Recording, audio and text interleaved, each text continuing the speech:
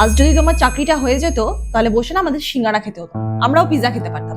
সত্যি দাদা, আমি তো সেই কবে থেকে আশা করে আছি যে তোর থেকে একটা ব্র্যান্ডেড লেহেঙ্গা নেবো। ধুর, সেটাও এখনো হলো না। প্রথমে তোমার দাদা বলেছিল যে আইটিআইটা করে নিতে, তা না, বললে এসএসসি করবো, টিচার হবো, হলো কিছু?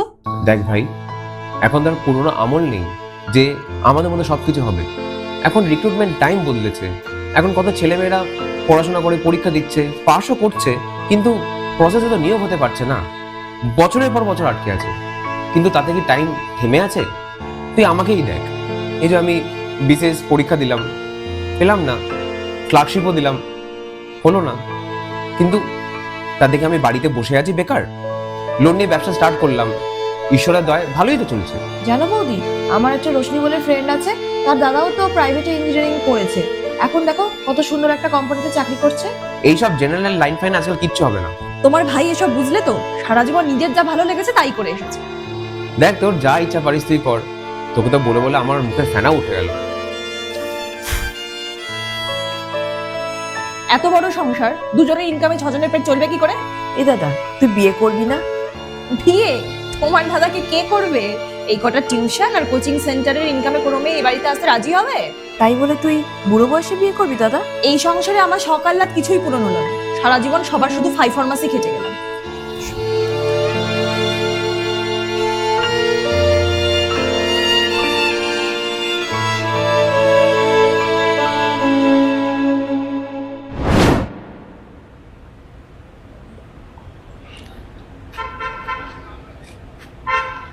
খা খা। না মানে খা, মনের আঘাত যদি ওই ধূপকাঠিতে তোর মিটে যায় তো খা। তুমি আবার উপরে উঠতে গেলে কেন?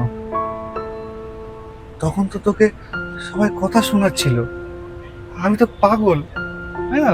ভেবে উঠতে উঠতে সময় চলে গেল। এখন ভেবে উঠতে পেরেছো? ফিরেছি। এ ভাই, তুই চিন্তা করিস না, তুই তো কখনো লাস্ট হতে পারবি না।